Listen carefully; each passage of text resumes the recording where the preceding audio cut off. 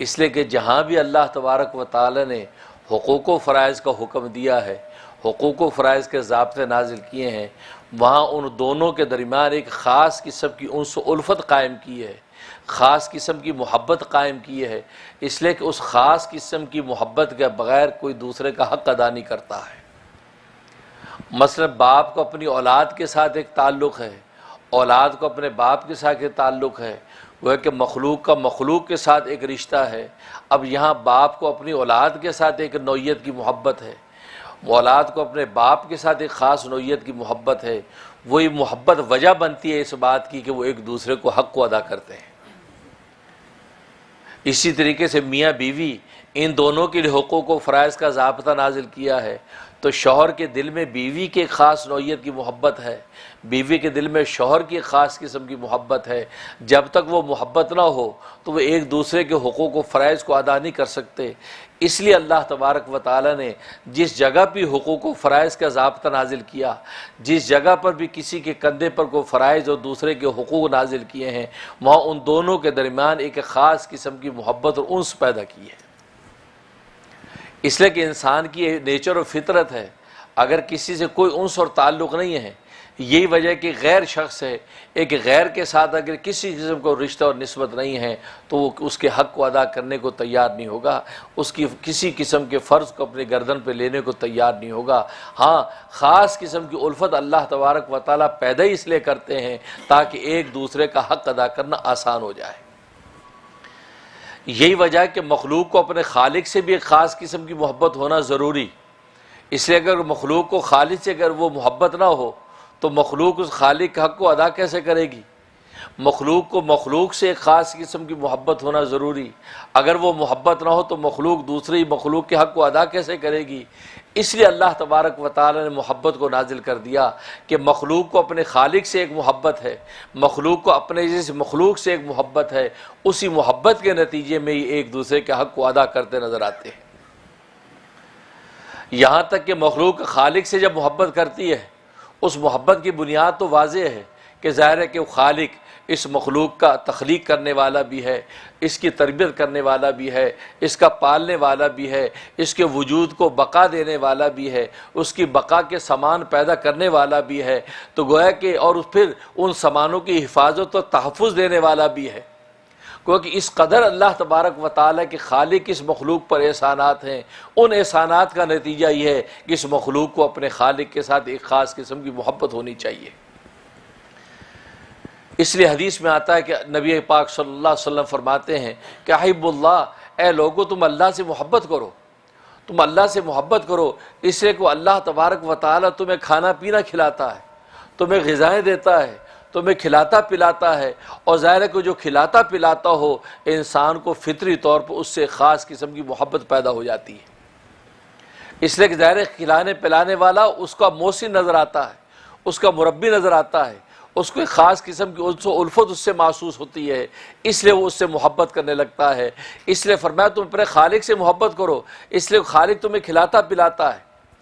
اس لیے قرآن کریم کی پہلی آیت میں بھی یہی فرمایا الحمدللہ رب العالمین، کہ تمام تعریفیں اس اللہ کے لیے ہیں جو سارے جہانوں کو پالنے والا ہے۔ رب کا معنی پالنے والا، اور پالنے والا ظاہر کہ سب سے پہلے تو کھلاتا پلاتا ہے، اس لیے کہ پالنے میں سب سے پہلے بنیادی چیز کھلانا پلانا ہے۔ ماں باپ اپنے معصوم بچوں کو پالتے ہیں، ظاہر اس کو کھلاتے بھی ہیں، اس کو پلاتے بھی ہیں، اس کو نہلاتے بھی ہیں، اس کو پہناتے بھی ہیں، اس کو اڑاتے بھی ہیں، گویا کہ ساری کی ساری خدمتیں جو اس کے وجود کی بقا اور راحت کی ہیں وہ ماں باپ سر انجام دیتے ہیں۔ اس کی وجہ کیا ہے کہ ماں باپ کو اس بچے سے محبت ہے، اس نتیجے میں اس بچے کو ماں باپ سے محبت پیدا ہو جاتی ہے۔ یہی وجہ کہ اگر ماں باپ کے علاوہ کوئی اور اس معصوم بچے کو پالے، اس بچے کو ان سے محبت ہو جاتی ہے۔ اگر اصل ماں نے اس کو نہیں پالا، کسی دوسرے کو دے دیا ہے، اس ماں نے اس کو اگر پالا ہے تو بچہ چونکہ بچپن سے اسی ماں کو دیکھتا ہے، اسی کا دودھ پیتا ہے، اسی کے ہاتھ سے کھاتا پیتا ہے، اسی کے ہاتھوں میں جب بڑا ہو جاتا ہے اسی کو اپنی ماں سمجھ کے ماں جیسی محبت اس سے کرتا ہے۔ حالانکہ سگی ماں اس کے سامنے کھڑی ہے لیکن اس کو اس سے وہ محبت محسوس نہیں ہوتی جو ان ہاتھوں سے ہوتی ہے۔ ان ہاتھوں سے چونکہ کھایا ہے، ان ہاتھوں سے چونکہ پیا ہے، ان ہاتھوں سے چونکہ راحت اور آرام ملا ہے، اس کے ساتھ اس کو ایسی محبت سے وہ ماں ہے لیکن حقیقت میں دوسری ماں ہے، تو معلوم یہ ہوا کھانا پلانا، پالنا پوسنا یہ خود محبت کو پیدا کرتا ہے، اس لیے بچے میں ماں باپ کی محبت پیدا ہو جاتی ہے۔ اور یہ محبت نہ ہو تو پھر حقوق و فرائض ادا نہیں ہوتے ہیں، پھر انسان اس میں کوتاہی کرتا ہے۔ یہ محبت ہی ہے کہ جو ماں کو راتوں کو جگاتی ہے، یہ محبت ہی ہے جو باپ کو راتوں میں بے چین کھڑا کرتی ہے، یہ محبت ہی ہے جو اولاد ماں باپ کے لیے بے چین نظر آتی ہے۔ تو گویا کہ جتنے رشتے مخلوق کے ساتھ ہیں تو وہ ایک انس اور محبت اللہ تبارک و تعالی نے سب میں پیدا کر رکھی ہے، اپنی اپنی محبت کی نوعیت کے نتیجے میں ان حقوق و فرائض کو ادا کرتا ہے۔ بالکل اسی طریقے سے مخلوق کی خالق سے محبت، اگر یہ محبت نہ ہو تو یہ مخلوق اپنے خالق کو حق کو ادا ہی نہیں کر سکتا۔ اس لیے یہ مخلوق جب کلمہ ایمان پڑھتی ہے اور کہتی ہے لا الہ الا اللہ، تو لا الہ الا اللہ کا مطلب یہ ہے کہ لا معبود الا اللہ، اس اللہ کے سوا کوئی معبود نہیں ہے، اور دوسرا مطلب لا محبوب الا اللہ، اس محبوب کے سوا کوئی محبوب نہیں ہے۔ وہ معبود ہی حقیقی محبوب ہے، اس لیے کہ جب تک اس سے محبت نہیں ہوگی اس وقت تک اس کے سامنے سجدہ ریز نہیں ہو سکتا۔ یہ محبت ہی ہے جو اس کو سجدے پر مجبور کر دیتی ہے، اس لیے کہ مخلوق اپنے خالق سے محبت کرتی ہے، اس لیے کہ مخلوق سوچتی ہے اس خالق نے مجھے بغیر مانگے کی زندگی عطا کی ہے، زندگی کے سامان عطا کیے ہیں، زندگی کے لطف اٹھانے کے سامان دیے ہیں، دیکھنے والی آنکھیں دی ہیں، سننے والے کان دیے ہیں، بولنے والی زبان دی ہے، سونگھنے والی ناک دی ہے، چلنے پھرنے والے ہاتھ دیے ہیں، دھڑکنے والا دل دیا ہے، سوچنے والا دماغ دیا ہے۔ اس اللہ نے بغیر مانگے سب کچھ عطا کر دیا ہے۔ اور اگر دنیا میں اس علاج معالجے کے نتیجے میں انسان جب اپنی ان چیزوں میں سے کسی بھی قسم میں کمزوری محسوس کرتا ہے تو اس کو نظر آتا ہے کہ اللہ کی عطا کتنی بڑی نعمت تھی، کہ جو آپ آپریشنوں کے ساتھ، جو آج ڈاکٹری دوائیوں کے ساتھ، حکیمی نسخوں کے ساتھ انسان حاصل کرنے کی کوشش کرتا ہے اور پھر بھی وہ حاصل نہیں کر پاتا، اور اللہ تبارک و تعالی نے بغیر مانگے ساری کی ساری اللہ نے یہ ساری منافع اور قوت عطا فرما دی۔ تو اس کو پھر اللہ سے ایک محبت ہونے لگتی ہے کہ خدا کو مجھ سے کوئی غرض نہیں، پھر بھی اس نے مجھے سب کچھ عطا کیا، اور نہ صرف عطا کیا، اس کو باقی رکھنے کے سامان بھی دیے، صبح شام کا کھانا بھی دیا، پینا بھی دیا، پہننا اوڑھنا بھی دیا، رہنے کے مکان سامان بھی دیے۔ تو وہ سمجھتا ہے کہ بھئی اس کو باقی رکھنے کے سامان بھی اللہ نے اپنے لطف و کرم سے مجھے عطا کیے۔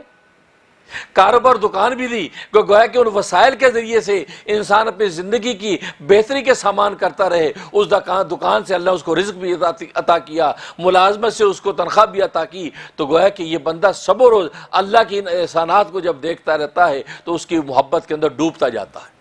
کہ یار اللہ تبارک و تعالیٰ دیکھو بغیر مانگے اور بغیر میری طاقت کے سب کو عطا کر رہے ہیں، اور دوسرے جو لوگ دیکھو ان کو مجھ سے ایسی نعمتیں حاصل نہیں، مجھے جب ایسی نعمتیں حاصل ہیں یہ صرف اللہ تبارک و تعالیٰ کی لطف و عنایت ہے، اور محض وہ محبت کا رشتہ ہے، اس محبت کے رشتے میں اللہ تبارک و تعالیٰ مجھے سب چیزیں عطا کر رہے ہیں۔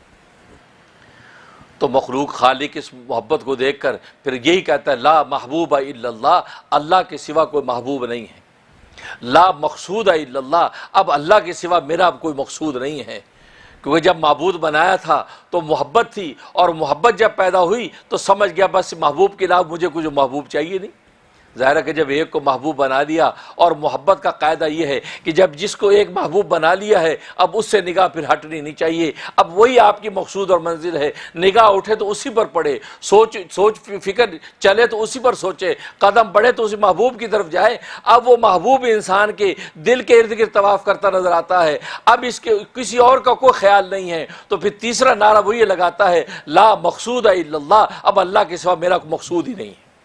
اب اللہ میرا مقصود، صبح ہو یا شام ہو، رات ہو یا دن ہو، ہر وقت میرا مقصود ایک اللہ ہے۔ کبھی صبح کی نماز میں گروں گا، کبھی رات کے سجدے میں گروں گا، کبھی صبح کو خدا کا ذکر کروں گا، کبھی رات کے اندھیرے میں خدا کو پکاروں گا، کبھی چلتے خدا کا ذکر کروں گا، کبھی لیٹے خدا کو یاد کروں گا، کبھی پہلو میں خدا کا ذکر کروں گا، کبھی اٹھتے خدا کو یاد کروں گا۔ تو گویا کہ اس کی کیفیت یہ ہو جاتی ہے، وہ کہتے ہیں وہ معبود واقعی محبوب ہے، اور محبوب ہے تو پھر اب محبوب جب بنا لیا ہے اب وہ محبوب کے علاوہ مجھے کوئی اور مقصود نہیں ہے۔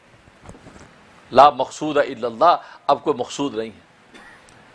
اور مقصود ہو کیوں مقصود ہو؟ اس لیے کہ لا متصرفہ فی العالم الا اللہ، اس لیے کہ پورے عالم میں جو تصرف ہوتا نظر آتا ہے چاند سورج ستارے جو پھوٹتے نظر آتے ہیں، سورج طلوع ہوتا نظر آتا ہے، اندھیرا سویرا بنتا نظر آتا ہے، سویرا اندھیرا بنتا نظر آتا ہے، پہاڑوں کے وقار نظر آتے ہیں، آسمانوں کی بلندیاں نظر آتی ہیں، زمینوں کی وسعتیں نظر آتی ہیں، آبشاروں کی چھنکار نظر آتی ہے، دریاؤں کے روانی اور موجوں کی جو گویا کہ موجوں کی جو ہے وہ